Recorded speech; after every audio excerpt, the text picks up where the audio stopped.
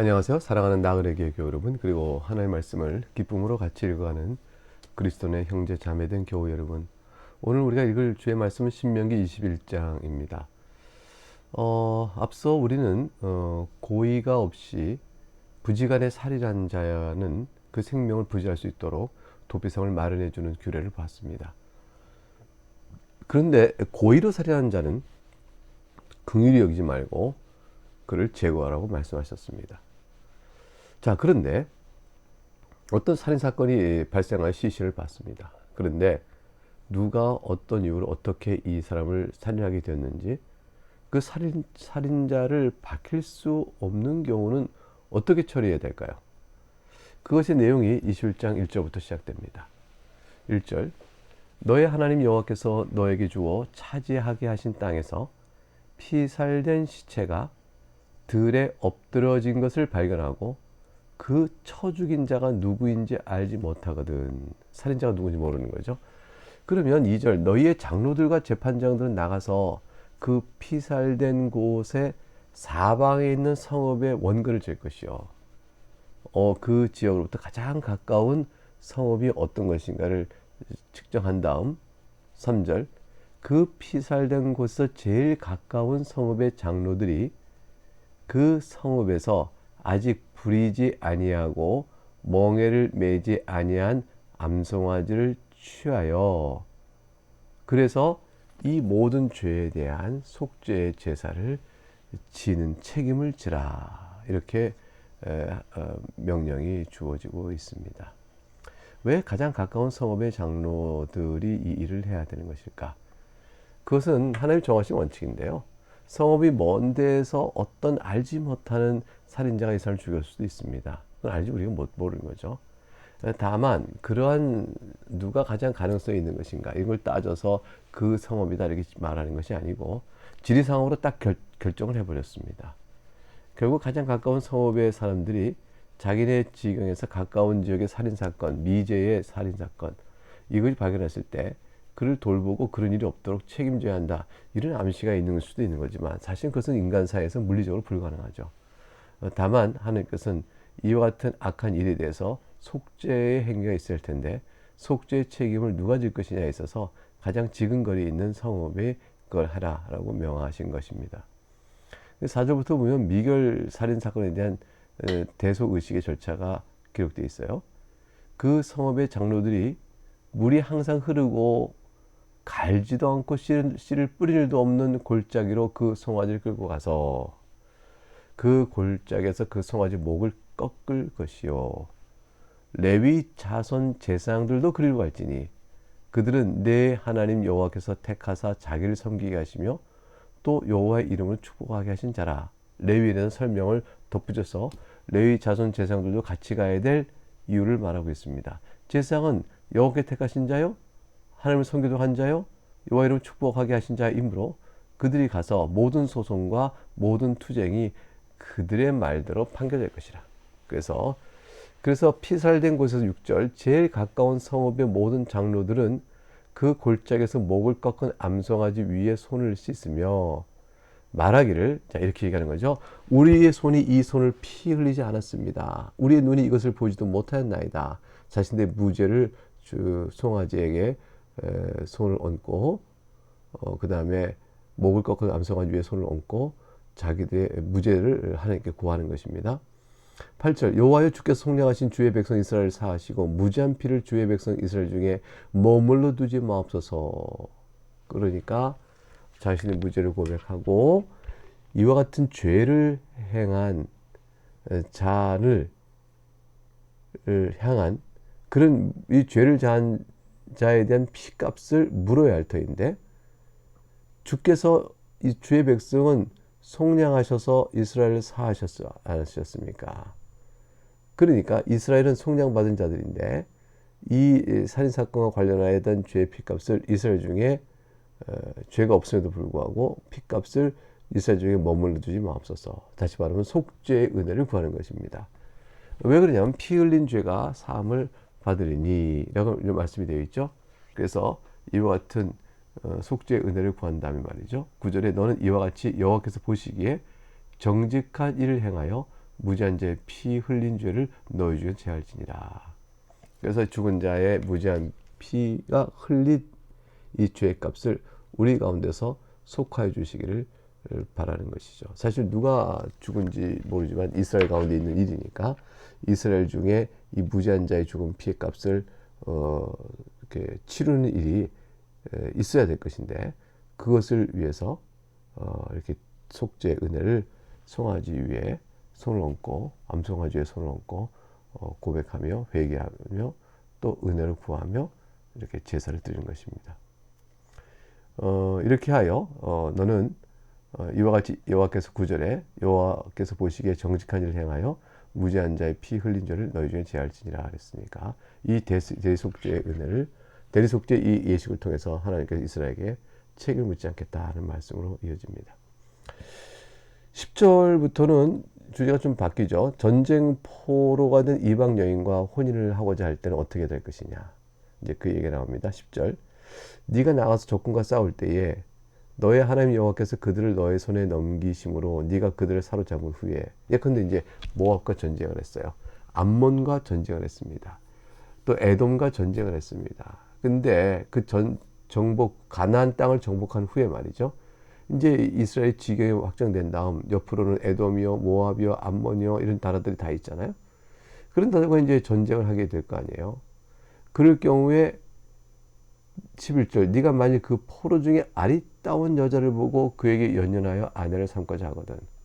포로 중에 여인들은 다 종이 되어졌죠. 그래서 각각의 자기에게 받은 분깃대로 포로의 전리품 가운데서 자신이 취할 수 있는 만큼 여인들은 데려가서 그 여자들을 종으로 삼았습니다. 근데 그 여인 중에서 아리따움에 자기 마음이 연모성이 정이 생겨서 혼인하겠다라고 될 때 12절, 그를 너의 집으로 데려갈 것이요, 그는 그 머리를 밀고 손톱을 베고 또 포로의 의복을 벗고 네 집에 살며 그랬어요.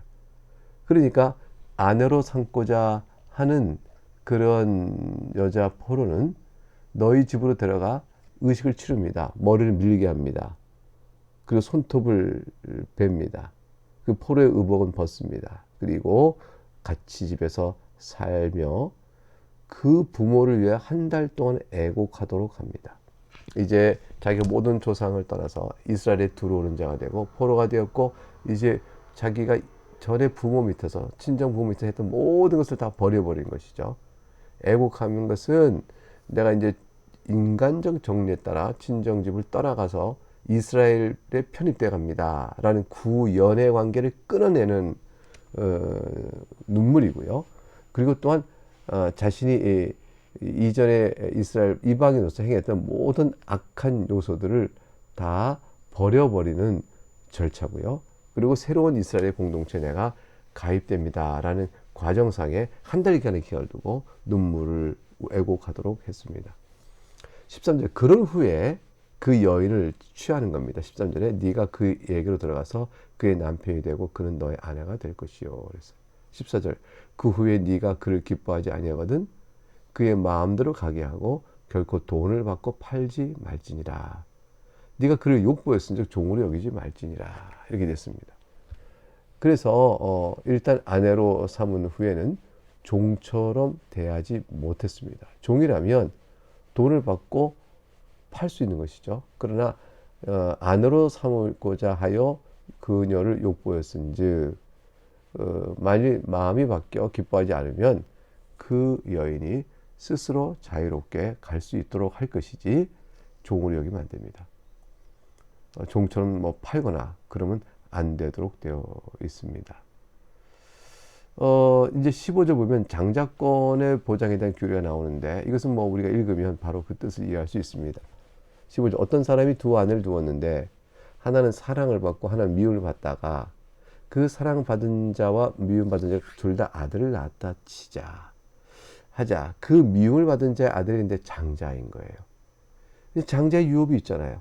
16절 보니까 자기 소유를 그의 아들들에게 기업으로 나눈 날에 그 사랑을 받는 자의 아들을 장자로 삼아 참장자 곧 미움을 받은 자의 아들보다 앞세우지 말고 반드시 미움을 받은 자의 아들을 장자로 인정하여 자기 소유에서 그에게 두 몫을 줄 것이니 그는 자기의 기력의 시작이라. 장자의 권리가 그에게 있습니다.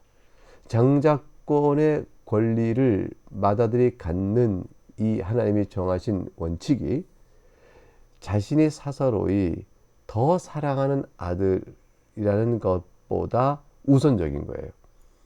그러니까 미워하는 여자의 아들을 먼저 장자가 되었으면 더 사랑하는 자의 더 사랑하는 아내의 아들이라 할지라도 순서를 받고 그 아들에게 장자권을 줄 수 없다라고 하나님께서 말씀하셨죠.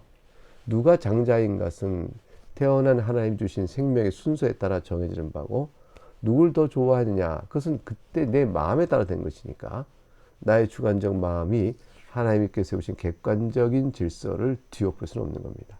이것을 그렇게 하는 일들이 인간에게 얼마나 많은지 몰라요. 이런 것은 다 우리가 혼란과 어지러움을 주게 되어지죠.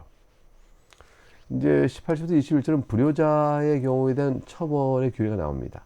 18절 사람에게 완악하고 패역한 아들이 있어 그의 아버지의 말이나 그의 어머니의 말을 순종하지 아니하고 부모가 징계하여도 순종하지 아니하거든. 19절 그의 부모가 그를 끌고 성문에 이르러 그 성읍 장로들에게 나아가서 20절 그 성읍 장로들에게 말하기를 우리의 이 자식은 완악하고 패역하여 우리 말을 듣지 아니하고 방탕하며 술에 잠긴 자라. 이렇게 부모가 이렇게 장로들에게 고발을 하면 21절 그 성읍의 모든 사람들이 그를 돌로 쳐 죽일지니 이같이 네가 너희 중에서 악을 제하라. 그냥 온 이스라엘이 듣고 두려워하리라. 폐륜적인 자식은 이스라엘 공동체에서 끊어내라고 하였습니다. 근데 어느 부모가 자기 자식이 부모의 말을 듣지 않고 징계에 순종하지 않는다요? 그 부모가 끌고 와 성문 앞에서 재판하겠습니까? 재판하면 사실로 드러나게 되면 그 아들이 돌에 맞아 죽을 것이니까요. 사실은 이것은 부모로서 하기 어려운 일이죠. 그런데 이 말씀은 사실은 부모가 불효자에 대해서 이렇게 처리할 권한이 있다라는 것을 보여주기보다 진짜 참 뜻은 이 말씀 앞에서 자식이 오히려 내가 부모를 어떻게 대해야 옳은 것인가에 대한 하나님 뜻을 알아가는 데 중요한 그 구절이 되는 것입니다. 하나님께서는 부모의 징계와 순종하고 그 아버지와 어머니의 말을 순종하라 하시는구나. 우리가 순종치 아니하고 패역하면 이게 시민권적 재판에 의해서 내가 죽임을 당할 일이 되는 거구나. 이렇게 자기 스스로 패역한 아들로서 살았을 때에 어떻게 내가 당해야 될 운명인지 그것을 하나님께서 어떻게 지정하신지를 보고 스스로 돌이킬 수 있도록 주신 말씀이 큽니다. 어느 부모가 그 자식이 폐륜적이라고 해서 끌고 와서 이렇게 돌에 맞아 죽도록 하게 하겠습니까? 결국 이 말씀은 부모의 권리를 말하는 강조점보다는 이 말씀을 통해서 자식 때문에 도리를 자식들이 더 깨닫도록 하는 데 있다. 이렇게 보면 더 좋을 듯 합니다. 21절에서 이제 마지막 23절까지 두 절의 말씀이 오늘 본문에 남아 있는데요. 나무에 달려 죽은 사체에 관한 규례입니다. 22절 사람이 만일 죽을 죄를 범함으로 네가 그를 죽여 나무 위에 달거든 그 시체를 나무 위에 밤새도록 두지 말고 그날에 장사하여 내 하나님 여호와께서 내게 기업으로 주신 땅을 더럽히지 말라. 나무에 달린 자는 하나님께 저주를 받았습니다. 이렇게 되어 있습니다. 그래서 나무에 달린 시체는 저주의 상징이니까 그거를 그냥 밤새도록 이 땅에 하나님 정하신 거룩한 땅에 머물러 있지 않도록 주께서 하루를 넘기지 않도록 말씀하셨어요. 그러니까 그가 나무에 달려 죽을 때까지의 형벌을 내리기 위해서 필요한 시간이 끝나면 밤새 두지 말고 이내 곧 내려 장사 치러 하나님 주께서 주신 거룩한 땅에 저주받아 죽은 자의 흔적이 계속 그 땅의 그늘로 남아있도록 하지 않도록 하셨습니다. 제거하는 것이죠.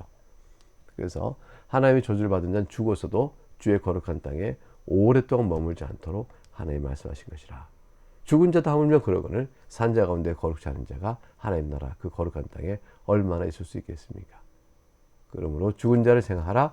그들도 저주로 죽은 자는 이내 곧 밤을 넘기지 아니하니라. 너희는 산자인가? 너희는 어떠한가? 주 앞에서 살펴보라. 이런 말씀이 되겠습니다.